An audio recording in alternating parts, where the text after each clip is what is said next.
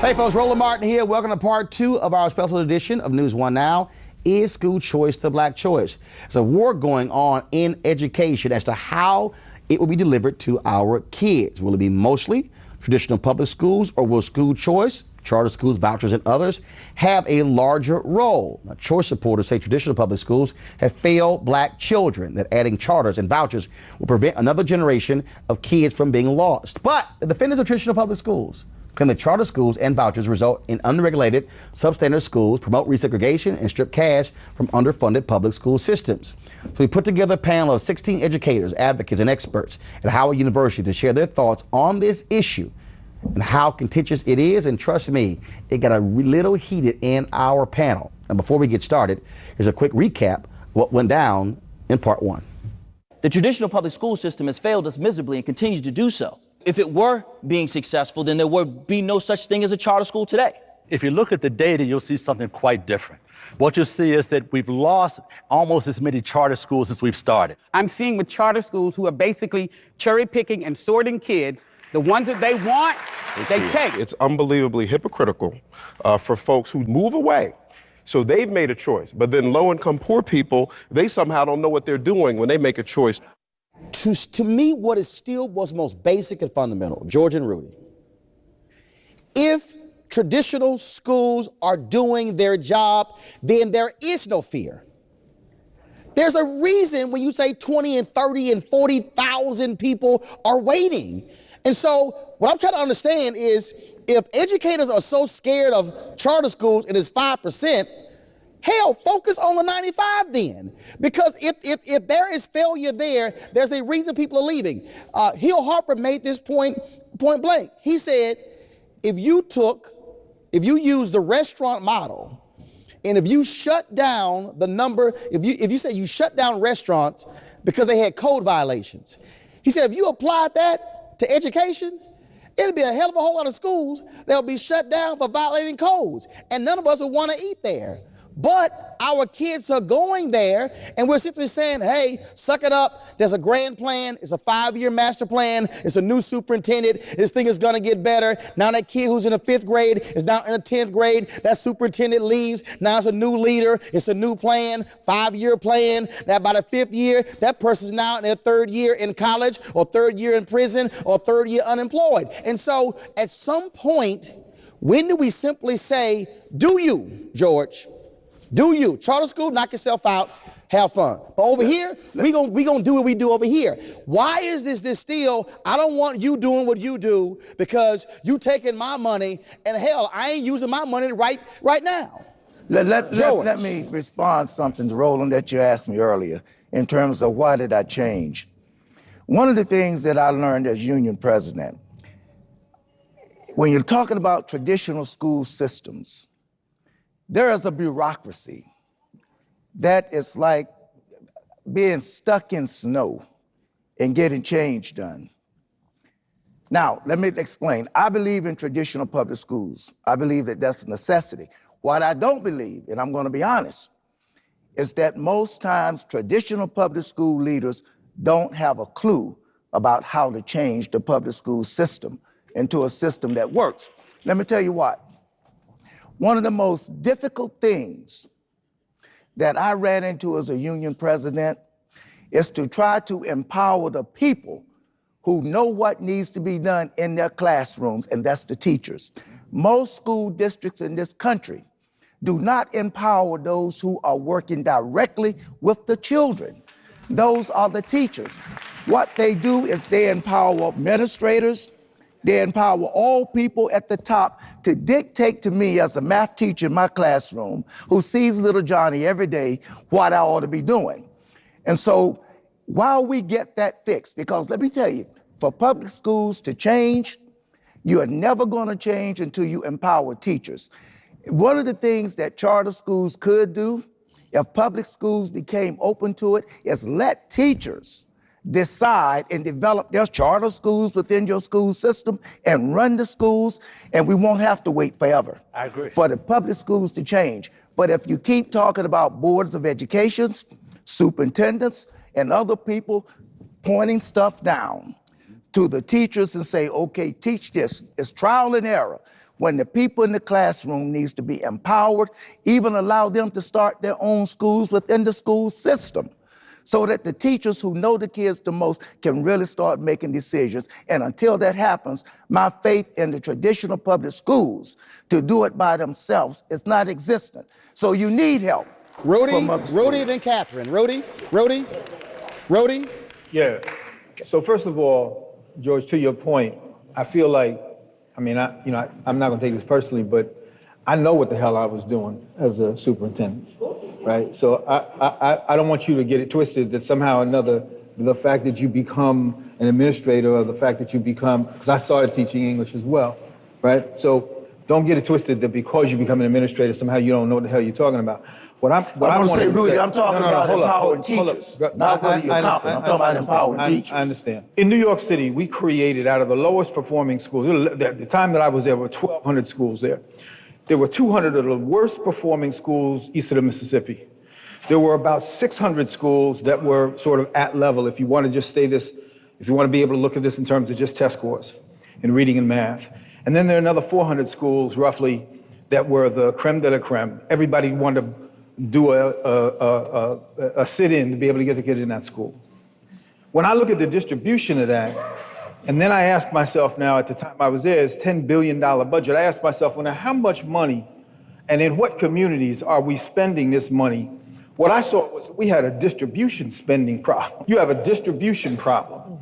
Now, if in fact you buy that as a proposition, all I would say to you is that part of the role of leaders, which I consider everybody here to be, is to get together around the redistribution of wealth, the redistribution of urban school money.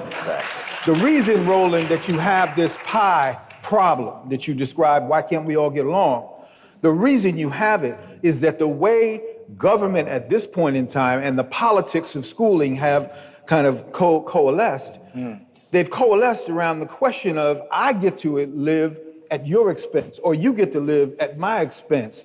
That does not necessarily make us comrades in the pie. What I'm suggesting to you is, this is what I'm saying, I wanted to basically make sure we actually got this out on the table. What I would say to you is, we now as a learned group of people, and as parents who are not here but could be, we are at a point where the country is asking the question, are your children really worth that redistribution? They're not asking how much more it should be. Should it be 10,000, 12,000, or 15,000? They're basically saying, well, listen, as long as you fighting me and I'm fighting you, then we don't have to worry about it, because our schools and our communities are basically okay. They're fine. Right? Yeah. So all I would say to you is this, and this is why I said I wanted to basically try to push this conversation beyond the who shot John. I honestly believe, and I think he said it earlier, Fred said it earlier, there has been a subtle and maybe not so subtle intent to eviscerate public education in this country at the expense of people who essentially don't vote, won't go out to vote, have not necessarily shown up at school board meetings and so forth. When I was chancellor, I removed more school boards because I got the power to do that, and they should have been removed. I removed more superintendents. Out of the 32, I removed 16 superintendents. I removed teachers. I removed principals. I removed anybody who stood in the way of what you just described as that pie of people who could actually make those choices. Empowering teachers? Yeah, I'm all for it. But I'm not for empowering people who don't know how to teach reading. Thank you. I'm not for people who don't. So I got to have the money to distribute so that the people who need to learn how to teach reading, principals who, brother, hold on one second. No, I said, go ahead. I'm going to go to Catherine. Yeah, okay. I think that was next. Okay. I got it. The principals like this brother right here and other people who are exemplary, right? I need a gazillion of those people to be able to run these more autonomous schools. And then you can essentially lessen the levels of supervision and control. But until you have that, you got to have some money to invest in public education and stop playing this, well, you know what, you do 5%, I'll do 90%, but the way I'm going to do my 95% is minus the money I got to give you for your 5%. That's a crazy relationship. Elizabeth, choice is something I don't think I heard anyone on this stage say anything that suggests that they are anti-choice. What I think that we're all saying this, that we want quality schools, quality education for all kids, irrespective of whether they're going to charter or public. And as an educator who came through a public school system, it had nothing to do, and of course, we've seen our schools, our public schools decline. What I as an advocate, as a union leader and teacher, representing 5,000 teachers who are advocates every day.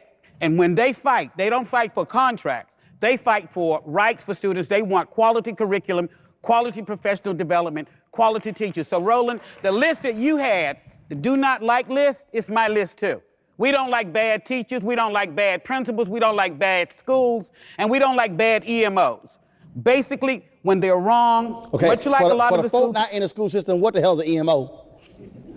Education management. Thank you very much. Operator. Somebody sit there going, I don't know what she's talking about EMO about. I'm just going to let her keep talking. These are the people who basically operate charter schools and sometimes mess up. But the point is this, we're all saying that we want, and someone alluded to it, Steve and several other people, we've always had choice. Shavar?